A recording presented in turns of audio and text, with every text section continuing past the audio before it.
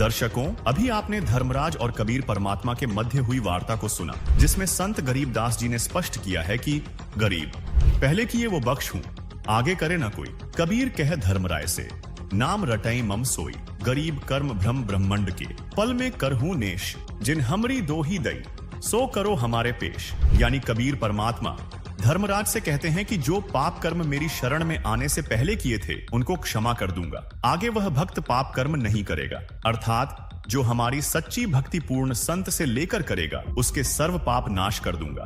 तथा कबीर परमेश्वर ने पुनः कहा कि इस काल लोक के सर्व संचित वर्तमान व प्रारब्ध कर्म जो भ्रमित करके कराए गए हैं, मैं अपने भक्त के उन सब पाप कर्मों को एक क्षण में नष्ट कर दूंगा। जिन्होंने मेरी दुहाई दी है, यानी पुकार कर कहा है कि हम कबीर परमेश्वर के भक्त या भक्तमती हैं, उनका हिसाब अर्थात कर्मों का लेखा जोखा भी तू मत लेना, बल्कि उनको मेरे दरबार में त्रिकुटी पर बने सतगुरु स्थान पर पेश कर देना। उनके कर्मों का हिसाब मैं स्वयं करूंगा। दर्शकों, अभी आपने देखा कि इन नकली धर्मगुरुओं कथावाचकों की कपोल कल्पित कहानियों के विपरीत यजुर्वेद अध्याय 8 मंत्र 13 कहता है कि परमात्मा घौर से घौर पाप का भी नाश कर देता है।